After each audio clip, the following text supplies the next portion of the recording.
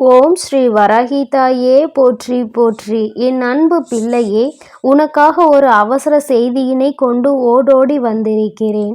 என் தங்கமே, உன்னை மற்றவர்கள் முன்னிலையில் அவமானப்படுத்த வேண்டும் என்பதற்காக ஒரு போலியான உறவு உன்னை சுற்றி சுற்றி வந்து கொண்டிருக்கிறது. அந்த உறவிடம் இருந்து நீ எப்படி தப்பித்து கொள்ள வேண்டும் என்றும் அவர்கள் யார் என்றும் உனக்கு அடையாளம் காட்டுவதற்காக உன் அம்மா இன்று வந்திருக்கிறேன். என் தங்கமே, உன்னை சுற்றி இருக்கின்ற உறவுகள் எல்லாமே போலி என்று அம்மா ஒரு நாளும் சொல்லவில்லை. என் தங்கமே, அவர்களுக்கு இடையே பல உண்மையான உறவுகளும் ஒரு சில போலியான உறவுகளும் இருப்பது உண்மைதானே. அது இல்லை என்று உன்னால் எப்பொழுதும் மறுக்க முடியாது. உனக்கு தெரிந்திருந்தாலும் என் பிள்ளையே, நாம் என்ன செய்ய முடியும்?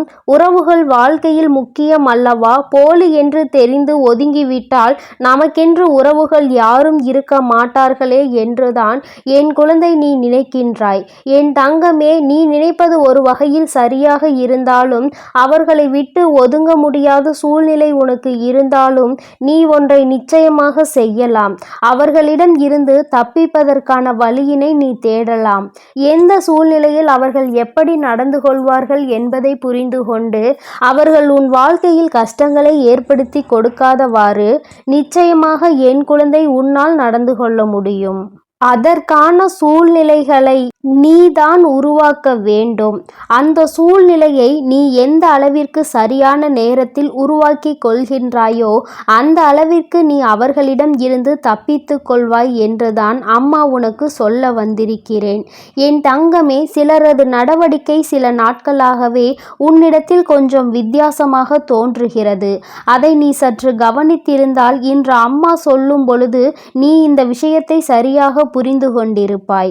உன் தாயானவள் யாரை பற்றி சொல்கிறேன் என்று குடும்பத்தில் நடக்க இருக்கின்ற சில நல்ல விஷயங்களை நீ கலந்து கொள்ள நினைக்கின்ற நேரத்தில் அவர்கள் உன்னை மற்றவர்கள் முன்னிலையில் அவமானப்படுத்த துடித்து கொண்டிருக்கிறார்கள். உன்னுடைய சூழ்நிலையை அவர்கள் இப்பொழுது ஆயுதமாக கையில் எடுத்திருக்கிறார்கள்.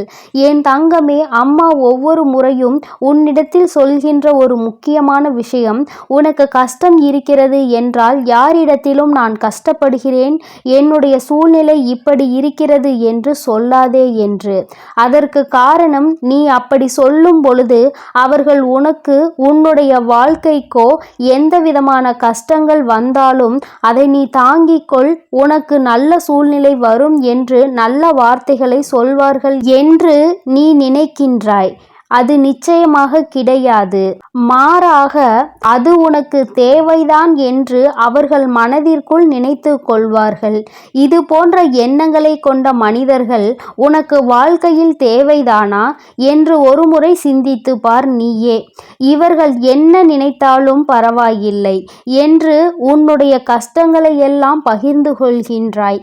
உன்னுடைய வீட்டில் நடக்கின்ற அத்தனை சண்டை சச்சரவுகளையும் எல்லா விஷயங்களையும் சொல்லி விடுகிறாய். சில நேரங்களில் நீ சொல்ல வேண்டாம் என்று நினைத்தாலும் கூட நீ உன்னுடைய மனதில் வெளிப்படையாக எல்லா விஷயங்களையும் தெரிவித்து விடுகிறாய்.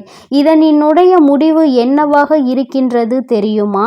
இப்பொழுது மற்றவர்கள் மத்தியில் உன்னை அவமானப்படுத்த அவர்கள் துடித்து கொண்டிருக்கிறார்கள். இந்த விஷயம்தான் இப்பொழுது நடந்திருக்கிறது. என் தங்கமே, நீ உன்னுடைய சூழ்நிலையை சொல்லாமல் இருந்திருந்தால் எத்தனை கஷ்டங்கள் இருந்தாலும் அவர்கள் முன்னிலையில் சந்தோஷமாக நடந்து கொண்டிருந்தால் அவர்கள் உன்னை இது போன்று நடத்தி இருக்க வாய்ப்புகள் சற்று குறைவுதான். உன்னுடைய நிலைமையை என்னவென்று வெளிப்படையாக தெரிந்துவிட்ட பிறகு உன் மீது வைத்திருக்கின்ற மரியாதையை அவர்கள் குறைத்து கொண்டார்கள்.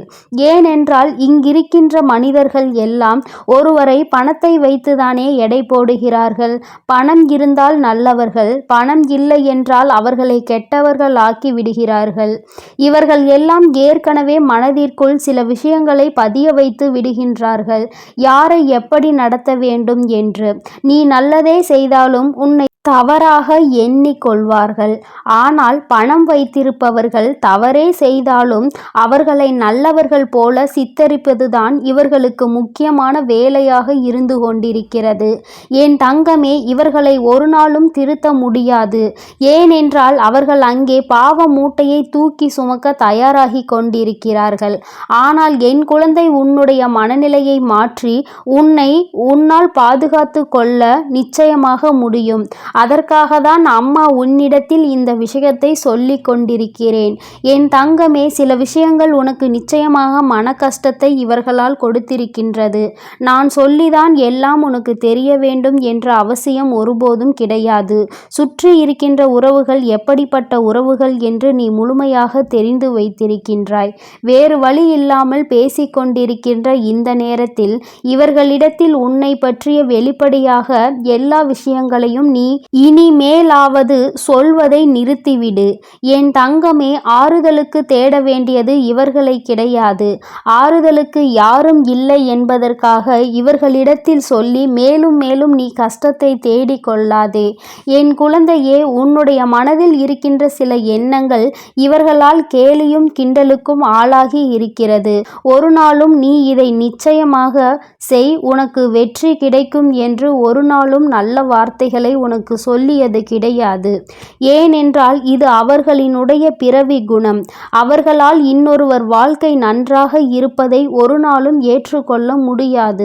என் குழந்தையே, உன்னால் இவர்களை ஒதுக்கி வைக்க முடியாமலே இருந்துவிட்டு போகட்டும்.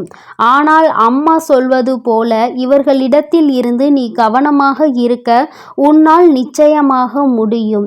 ஏனென்றால் அது உன் கைகளில்தானே இருக்கிறது. அவர்களிடத்தில் தேவையில்லாத விஷயங்களை பகிர்ந்து கொள்வதும் அவர்களின் கேள்விக்கும் கிண்டலுக்கும் ஆளாகி நிற்பதும் மற்றவர்கள் முன்னிலையில் உன்னுடைய விஷயங்களை பற்றி பேசி சொல்லி சிரிப்பதும் உன்னால் நிச்சயமாக தடுத்து நிறுத்த முடியும். ஒரு விஷயத்தை பற்றி நீ சொன்னால்தானே அதை அவர்களால் எடுத்து மற்றவர்களிடம் சொல்ல முடியும். நீ அதனையே நிறுத்திவிட்டால் அவர்களிடத்தில் எப்பொழுதும் உன்னுடைய கஷ்டத்தை பற்றி பகிர்ந்து கொள்ளாமல் சந்தோஷமாக இருப்பது போல வெளிப்படுத்திப்பார். நிச்சயமாக உன்னுடைய வாழ்க்கையில் பல மாற்றங்கள் தெரியும். அவர்கள் மனதிற்குள் நிறைய மாற்றங்கள் தோன்றும். என்ன கஷ்டம் இருந்தாலும் சந்தோஷமாக வாழ்ந்து கொண்டிருக்கிறான் என்ற எண்ணத்தை அவர்கள் மனதில் நீ விதைத்து விட்டாய் என்றால் யாராலும் உன்னை எந்தவிதமான கேலியும் கிண்டலும் செய்துவிட முடியாது. நாம் என்ன செய்தாலும் இவர்கள் வாழ்க்கையை நம்மால் அசைக்க முடியாது. அவர்கள் சந்தோஷமாக தான் வாழ்ந்து கொண்டிருப்பார்கள் என்று இவர்கள் நினைப்பார்கள். என் தங்கமே, இவர்கள் இந்த சந்தோஷமான வாழ்க்கையை உன்னிடம் இருந்து எதிர்பார்க்காவிட்டாலும் இந்த தாயானவள் உனக்கு அதனை தரும் பொழுது நீ சந்தோஷமாக இந்த வாழ்க்கையை நல்லபடியாக நடத்துவாயானால் இவர்கள் முன்னிலையில் நிச்சயமாக என் குழந்தை நீ சந்தோஷமாக வாழ்ந்து விடுவாய். உன் வாழ்க்கையை சந்தோஷமானதாக மாற்றுவதில் என்னுடைய பங்கு அதிகமாக இருக்கிறது அல்லவா? நிச்சயமாக என் குழந்தைக்கு எது சரி என்று எனக்கு தோன்றுகிறதோ அதை நான் செய்து கொடுப்பேன். நீயும் சரியான நபர்களை வாழ்க்கையில் தேர்ந்தெடுத்து சரியாக வாழ்ந்து காட்ட வேண்டும். எந்த சூழ்நிலையிலும் நான் உன்னை காப்பாற்றுகிறேன். அவசரத்திற்கு உனக்கு தேவைப்படுகின்ற உதவியினை நான் எந்த சூழ்நிலையிலாவது உனக்கு ஏற்படுத்தி கொடுக்கின்றேன்.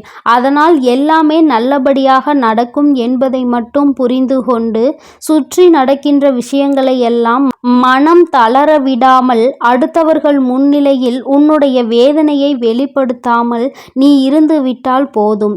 இவர்கள் எந்த நிலையிலும் உன்னை அசைக்க முடியாது.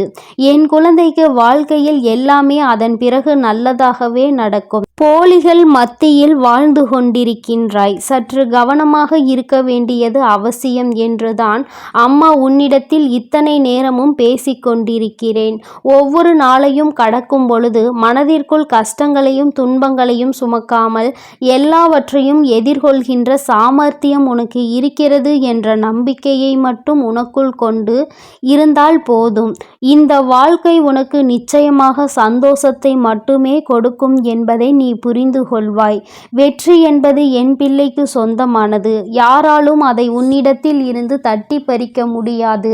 ஆனால் நீயே அந்த சூழ்நிலையை உருவாக்கி கொடுத்து விடாதே என்றுதான் அம்மா உனக்கு உன்னிடத்தில் மீண்டும் மீண்டும் எச்சரிக்கை செய்து கொண்டிருக்கிறேன். இந்த முறை என் வாக்கை நீ கேட்டு இதன்படி நடந்து கொண்டால் இனி உன் வாழ்க்கை என்றுமே உனக்கு இன்பமாக மட்டுமே இருக்கும்.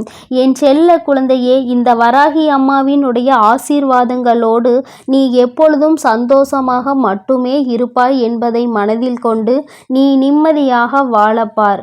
ஓம் ஸ்ரீ வராகி தாயே போற்றி போற்றி. ஓம் ஸ்ரீ வராகி தாயே போற்றி போற்றி.